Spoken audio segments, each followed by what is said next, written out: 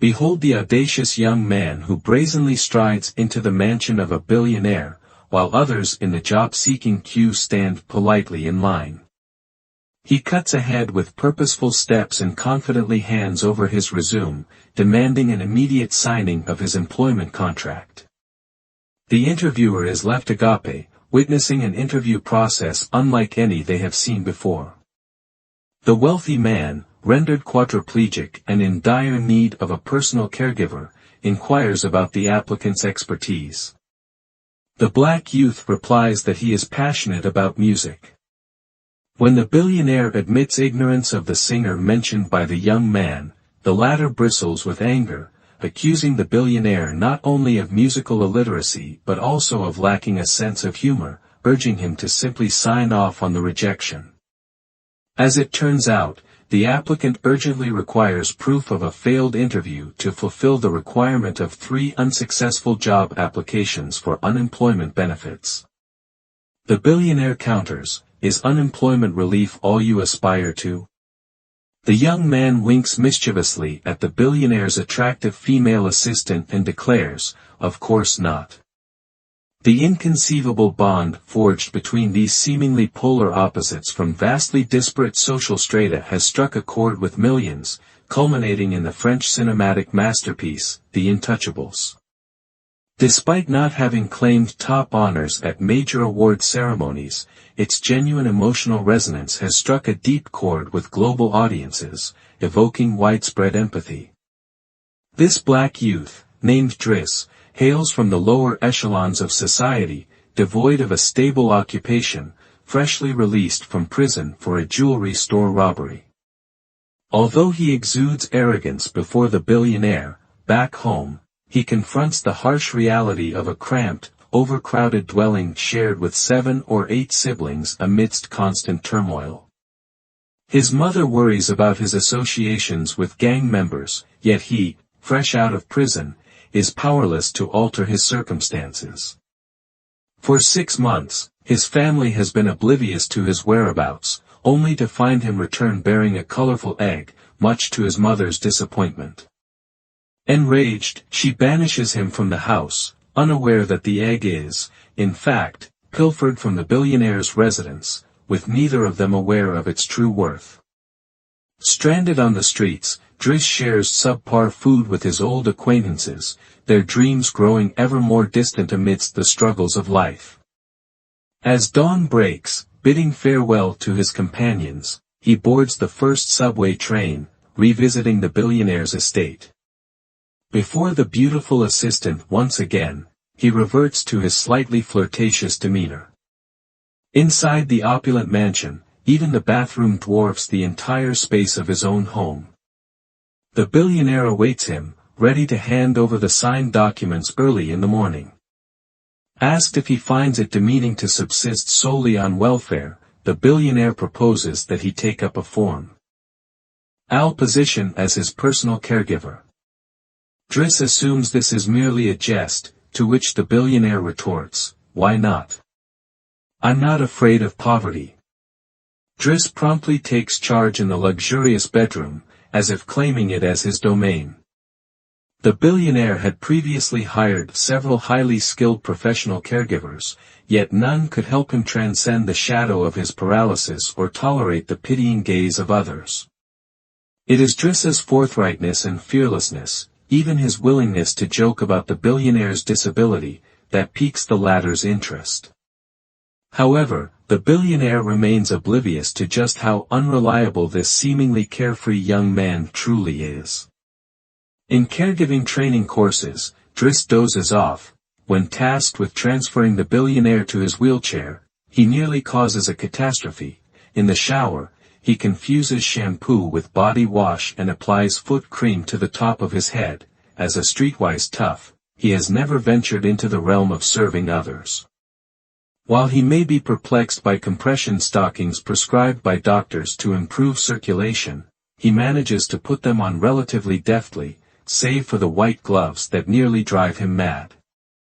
He accidentally splashes hot water onto the billionaire's leg, prompting the latter to inquire if he can feel it, to which Driss promptly pours more hot water onto his leg to verify.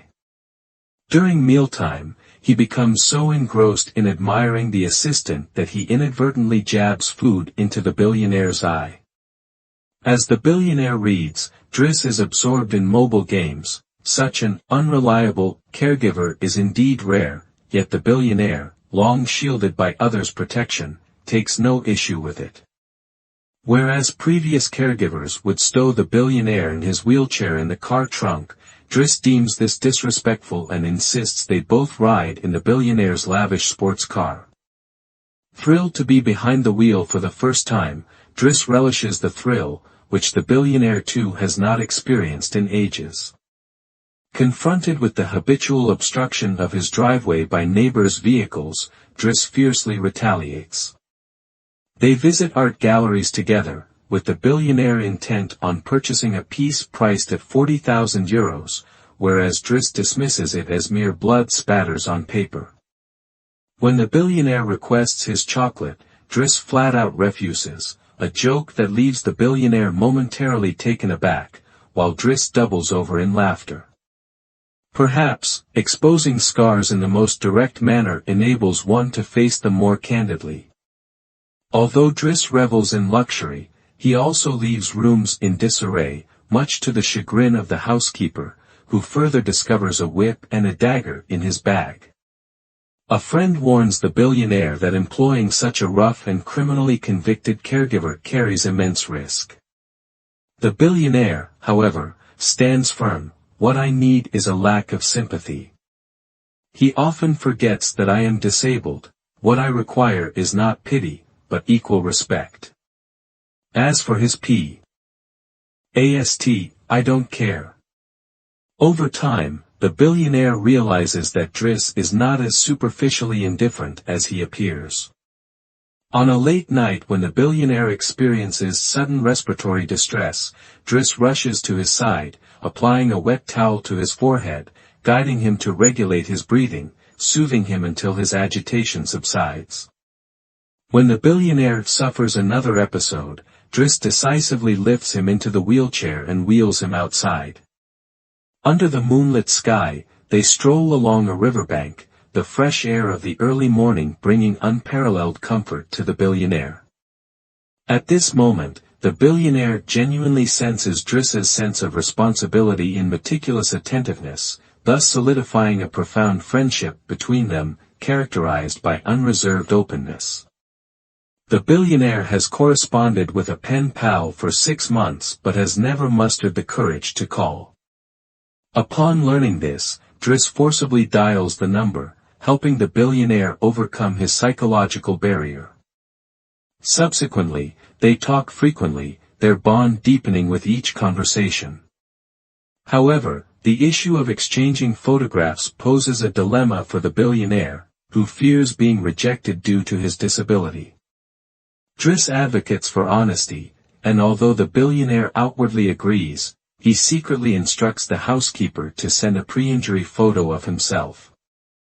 By a stroke of misfortune, Driss's wheelchair-bound photo mistakenly reaches the pen pal. On the eve of the billionaire's birthday, Driss decides to paint a picture as a gift. This erstwhile street thug immerses himself in artistic creation, producing an abstract yet distinctive piece. The billionaire showcases the painting to his friends, falsely attributing it to a renowned artist, and some are even willing to pay 11,500 euros for it. The billionaire gives the money to Driss, who basks in pride, musing that perhaps the rich may not truly understand art, but the billionaire is certainly sincere in helping him. Driss, once a denizen of the slums, has now become the close confidant of a billionaire. He skillfully tends to the billionaire, even mastering the use of those white gloves. He brings boundless joy to the billionaire, helping him shed the shadows of his past. The billionaire commissions a custom-made suit for Driss, transforming his appearance entirely. They watch auroras together, engage in snowball fights, albeit with the billionaire as the sole thrower, and happiness flows between them. In the face of the billionaire's capricious daughter, Driss ceases to indulge her, prompting the billionaire to sternly rebuke his child for the first time, one he had never dared to discipline before. While running, the billionaire's wheelchair cannot keep pace with Driss.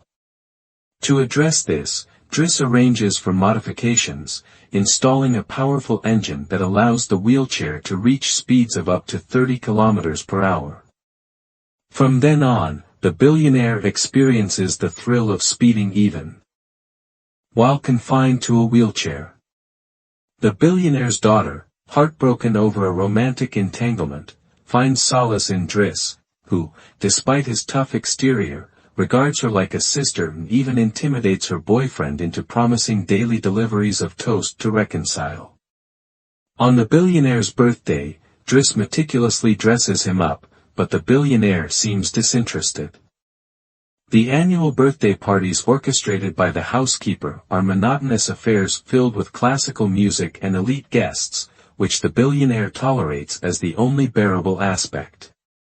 However, Driss's attitude toward classical music has evolved. He can now play guessing games with the billionaire about composers and recount the stories behind each piece. He then spontaneously plays pop music and breaks into a dynamic dance, his moves stylish and brimming with youthful vitality, leaving the billionaire exhilarated. This birthday party becomes the most unique and joyful celebration the billionaire has ever experienced. Driss also brings good news: the pen pals,